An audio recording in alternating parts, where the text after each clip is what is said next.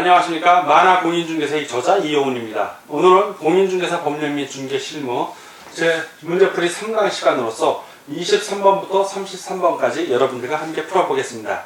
자, 지금부터 23번 문제 시작하겠습니다.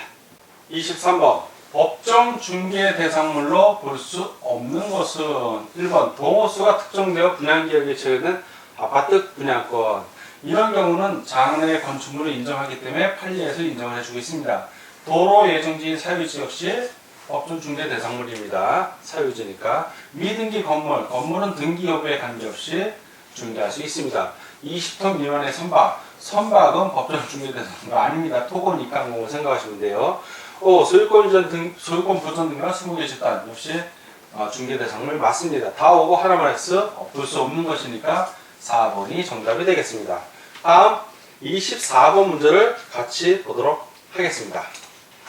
24번 공인중개사 자격시험에 관한 다음 설명 중 가장 옳은 것은, 자, 가장 옳은 것입니다. 약간 옳은 게 아니라 가장 옳은 거. 1번 시험에 응시하고자 하는 자는 제1차 시험에 속한 연대 20세 이상이어야 한다. 네, 20세 이상이어도 됩니다. 그러나 20세 미만도 가능합니다. 왜? 미성년자도 시험을 볼 수 있기 때문에 반드시 이상이어야 하는 건 아닙니다. 틀렸고요. 두 번째, 등록의 결격사유에 해당하는 자 중 시험 부정행위자와 자격 취소자가 아니라면 누구나 시험에 응시할 수 있다. 그렇죠. 예, 맞습니다. 미성년자도 외국인도 다 응시할 수 있습니다. 3. 제1차 시험에 합격한 자에 대하여는 다음 일회의 시험에 하나여 제1차 시험을 면제한다. 법에 뭐라고 되냐면 다음 일회가 아니라 다음 해라고만 돼 있습니다. 자, 지금 가장 옳은 걸 구하는 거니까 틀렸다고 볼 수 있습니다. 4. 제1차 시험은 논문형이 아니라 뭘 원칙으로 하냐면은 선택형을 원칙으로 합니다. 주관식 단답형 또는 기입형을 가미할 수 있다. 이렇게 되어 있습니다. 그래서 틀렸습니다. 제1차 시험과 제2차 시험을 동시에 시행하는 경우 1차 시험에 불합격한 자의 2차 시험은 무효로 한답니다. 그러니까 1차 떨어지고 2차 붙어봐야 의미가 없는 거예요. 자, 1차 붙고 차라리 2차 떨어지면 다음에 1차는 면해주는데 이런 경우 꼭 유념해 주십시오. 다 X고 하나만 옳은 것이니까 24번은 2번이 정답이 되겠습니다. 다음 25번 문제를 같이 보도록 하겠습니다. 25번 공인중개사 시험위원회의 심의 의견사항이 아닌 것은, 자, 공인중개사 시험위원회 심의 의견사항은 공인중개사의 시험 과목 등 시험에 관한 사항이 있고 시험 선발위원회 결정에 관한 사항, 그 밖에 공인중개사 자격의 취득과 관련한 중요 사항입니다. 자, 보면 1번 시험위원회 구성에 관한 것은 법령에서 규정하고 있죠. 공인중개사 시험위원회에서 심의 의견할 사항이 아닙니다. 이거는. 2. 응시 자격에 관한 사항, 예, 심의 의견 사항이고 선발 예정 인원 결정에 관한 사항도 심의 의견 사항, 시험 문제 출제 및 채점에 관한 사항도 심의 의견 사항, 시험 합격자의 결정에 관한 사항도 다 심의 의견 사항입니다. 그러나 1번 시험위원회 구성에 관한 것은 법령에서 규정하고 있습니다. 그래서 심의 의견 사항이 아닌 것은 1번이 되겠습니다. 다음 26번 문제를 보도록 하겠습니다. 26번 공인중개사 법령의 내용에 관한 설명으로 틀린 것은, 자, 틀린 걸 고르는 문제입니다. 1. 공인중개사 자격시험 합격자에 대한 자격증의 교부는 시도지사가 한다. 맞습니다. 저 역시 인천광역시청 가서 받아왔습니다. 2번 반복 계속성이나 영업성이 없이 우연한 기회에 타인 간의 거래 행위를 중개한 경우는 중개업에 해당하지 않는다. 그렇죠. 우연한 기회는 중개업에 해당하지 않습니다. 맞고요. 3. 중개 대상물 중 건축물에는 장차 건축될 특정의 건물도 포함된다. 맞습니다. 그래서 동호수가 특정되어 있는 분양계약에 체결된 아파트 분양권도 중개 가능한 겁니다. 4번 영업상의 노하우 등 무형의 재산적 가치는 중개 대상물이 아니다. 그렇죠. 맞습니다. 5번 중개 행위인지 여부는 중개업자가 진정으로 거래 당사자를 위하여 거래를 알선 중개하려는 의사를 갖고 있었는지가를 기준으로 판단한다. 아니죠. 이렇게 판단하면 진짜인지 아닌지 아무도 알 수가 없잖아요. 이렇게 판단하지 않고 객관적으로, 예, 중개업자 행위를 객관적으로 봐서 사회 통념상 거래의 알선 중개에 의한 행위라고 인정되는지 그 여부를 보고 결정하는 겁니다.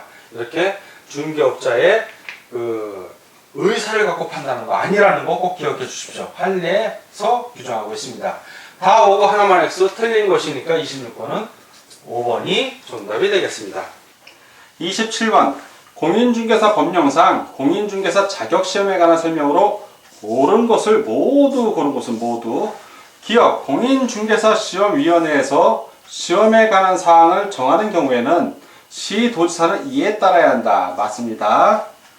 니은 국토교통부 장관이 직접 시험 문제를 출제하려는 경우에는 공인중개사 시험위원회에 사후 의결을 거쳐야 한다. 사후가 아니죠. 사전입니다. 사전. 미리 하는 거지 나중에 하는 거 아닙니다. 이건 X. 디귿 시험 시행 기간장은 시험을 시행하기 어려운 부득이한 사정이 있는 경우에는 공인중개사 시험위원회 의결을 거쳐 당해 연도의 시험을 시행하지 않을 수 있다. 맞습니다. 리을 국토교통부 장관은 공인중개사 시험의 합격자에게 공인중개사 자격증을 교부해야 한다. 자격증 교부는 국토교통부 장관이 아니라 시도지사입니다. 시도지사. 그러니까 이건 X. 자, 지금 옳은 것을 고르니까 니은하고 리을은 틀렸고 기억하고 디귿이 맞았습니다. 그래서 기억 디귿을 고르라는 얘기죠. 자, 기억 디귿이 어딨나 했더니 2번의 기억 디귿. 자, 27번은 2번이 정답이 되겠습니다. 다음 문제를 보겠습니다. 28번 공인중개사 자격시험에 관한 설명 중 틀린 것은 자 1번부터 보겠습니다. 시험에서 부정행위를 한 응시자에 대해는 그 시험을 무효라고 향후 3년간 시험 응시 자격을 정지한다. 3년이 아니죠? 5년이죠? 틀렸네요.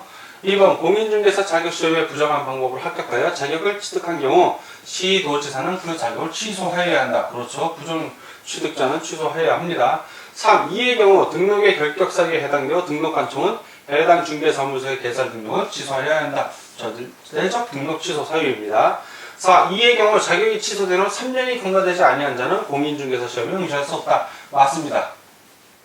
자격 취소 경우에는 3년 시험 부정행위에 응시한 경우에서 걸렸을 때는 5년. 자, 5. 공인중개사가 아닌 자가 공인중개사 또는 이와 유사한 명칭을 사용하면 1년 이하의 징역 또는 1천만 원 이하의 벌금에 처해진다. 맞습니다. 다 오고 하나만 X. 틀린 것을 고를 문제니까 28번은 1번이 정답이 되겠습니다. 29번 공인중개사 시험에 대한 다음 설명 중 옳지 않은 것은 1. 공인중개사 시험의 시행기간은 원칙적으로 특별시장, 광역시장, 도지사이다. 맞습니다. 2번 국토교통부 장관은 공인중개사 자격시험 수준의 균형 유지 등을 위하여 필요하다고 인정하는 때에는 직접 시험 문제를 출제하거나 시행할 수 있다. 맞습니다. 3. 시험 시행 기간 장은 예정, 시험 일시, 시험 방법 등 시험 시행에 관한 대략적인 사항을 매년 2월 28일까지 관보 및 일간신문에 공고해야 한다. 맞습니다. 4. 시험 시행 기간 장은 시험 일시, 시험 방법 등 시험에 관하여 필요한 사항을 시험 시행일 30일 전까지 관보 및 일간신문에 공고해야 한다. 30일 전이 아니라 90일 전입니다. 90일 전. X. 5번 부등록 중개업자로 적발되어 벌금형을 선고받은 자도 공인중개사 자격시험에 응시할 수 있다. 맞습니다. 다 오고 하나만 X. 자, 옳지 않은 걸 고르니까 29번은 4번이 되겠습니다. 다음 문제를 보겠습니다. 30번 공인중개사 시험위원회에 관한 설명 중 틀린 것은 1. 국토교통부 장관이 직접 자격시험의 문제를 출제하거나 시험을 시행하고자 하는 때는 공인중개사 시험위원회에 심의를 미리 거쳐야 한다. 미리 거치긴 한데 심의가 아니라 의결입니다. 의결을 거쳐야 한다. X. 2번 시험위원회는 위원장 1인을 포함한 5인 이상 7명 이하의 위원으로 구성한다. 맞고요. 3. 위원장은 국토교통부의 고위 공무원단에 속하는 공무원 중에서 국토교통부 장관이 지명하는 자가 된다. 맞습니다. 4. 위원은 부동산 관련 분야에 학식과 경험이 풍부한 자 또는 시민단체, 비영리 민간단체입니다. 거기서 추천한 자 중에서 국토해양부 장관이 위촉한다. 맞습니다. 5. 시험위원회 회의는 제적위원 과반수의 출석으로 개의하고 출석위원 과반수의 찬성으로 의결한다. 맞습니다. 다 오고 하나만 해서 틀린 걸 고르니까 30번은 1번이 답이 되겠습니다. 다음 문제를 보겠습니다. 31번 중개사무소의 명칭에 관한 내용 중 틀린 것은 1번 중개업자 A는 사무소의 명칭을 행복부동산 중개라고 하였다. 맞습니다. 중개업자는 부동산 중개 또는 공인중개사 사무소라고 해야 됩니다. 2번 시도지사는 사무소의 명칭을 잘못 사용한 중개업자 B의 사무소 간판에 대해 철거를 명하였다. 시도지사는 자격증 취소, 자격증 정지와 관련있지 이 중개업자 그 사무소에 가는 관할은 등록 관청입니다. 시군구청장들. 그래서 이거 틀렸습니다. 등록 관청이라고 해야 되는데 시도지사가 해서. 3. 공인중개사인 중개업자 C는 사무소 명칭을 행은 공인중개사 사무소라고 하였다. 이게 자기 마음입니다. 공인중개사 사무소 이 명칭만 들어가면 됩니다. 4. 분사무소 설치 신고 필증을 받은 중개법인의 분사무소 책임자 D는 자기의 성명을 5개 강공물에 표시했다. 그렇죠. 분사무소 책임자나 중개사무소 대표자는 성명을 5개 강공물에 표시해야 됩니다. 맞고요. 중개업자가 아닌 이는 부동산 중개와 유사한 사무소의 명칭을 사용하여 100만원의 벌금에 처해졌다. 이제 1000만원 이하의 벌금이니까 100만원 이하의 벌금에 처해질 수 있습니다. 맞습니다. 다 오고 하나만 X 틀린 것이니까 31번은 2번이 정답이 되겠습니다. 다음 32번 문제를 보도록 하겠습니다. 32번 명칭 사용에 대한 설명 중 옳은 것은 1번 공인중개사가 아닌 자는 공인중개사라는 명칭을 사용해서는 안 되나 유사한 명칭을 사용하는 것은 된다. 이상하죠? 유사한 명칭도 금지됩니다. 틀렸고요. 이 중개보조원은 공인중개사라는 명칭을 사용할 수 없지만 공인중개인이라는 명칭을 사용할 수 있다. 유사 명칭이죠? 사용할 수 없답니다. 3. 공인중개사가 아닌 자가 공인중개사 사무소 대표라는 명칭을 사용할 수 있다. 사용할 수 없다. 4. 공인중개사가 아닌 자가 공인중개사라는 명칭을 사용하면 1년 이하의 징역 또는 1천만원 이하의 벌금에 처해진다. 맞습니다. 5. 중개보조원이 명함 등에 공인중개사 대표라는 명칭을 사용하면 100만원이 과태료에 처해진다. 100만원의 과태료가 아니라 벌금이라면 또 모를까 1년 이하의 징역 또는 1천만원 이하의 벌금에 처해집니다. 틀렸습니다. 다 X고 하나만 옳은 것을 고르니까 32번은 4번이 정답이 되겠습니다. 다음 33번 문제를 같이 풀어보도록 하겠습니다. 33번 중개업자의 사무소 명칭에 대한 설명 중 틀린 것은 1. 중개업자는 그 사무소 명칭에 공인중개사 사무소 또는 부동산 중개라는 문자를 사용해야 했다. 맞습니다. 2번 이를 위반한 경우 100만원 이하의 즉 중개업자에게 100만원 이하의 과태료가 나온다는 얘기입니다. 맞습니다. 3. 중개업자가 아닌 자는 공인중개사 사무소 부동산 중개 또는 이와 유사한 명칭을 사용하서는 안 된다. 맞습니다. 4. 3을 위반한 경우, 즉 중개업자가 아닌 자가 공인중개사 사무소 또는 부동산 중개라는 명칭을 쓴 겁니다. 이럴 경우에는 1년 이하의 징역 또는 1천만원 이하의 벌금에 처해진다. 맞습니다. 5번 중개사무소 명칭 규정을 위반한 간판 등에 대하여 등록관청은 철거를 명할 수 있으나 명령을 받은 자가 철거를 이행하지 않을 경우 행정대집행법에 의한 대집행을 할 수 없다. 아니 대집행을 할 수 없어. 대신 집행하는 겁니다. 철거를 할 수 없다면 누가 그 명령을 듣겠습니까? 명령 안 듣죠. 그러니까 대집행을 할 수 있습니다. 그러니까 자기가 알아서 철거하게 하는 겁니다. 자, 틀렸죠? 다 동글뱅이고 하나만 X 틀린 것을 고르니까 33번은 5번이 정답이 되겠습니다.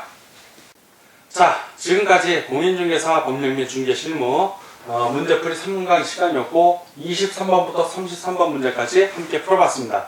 오늘 문제 푸느라고 수고하셨습니다. 다음 시간에 뵙겠습니다. 감사합니다.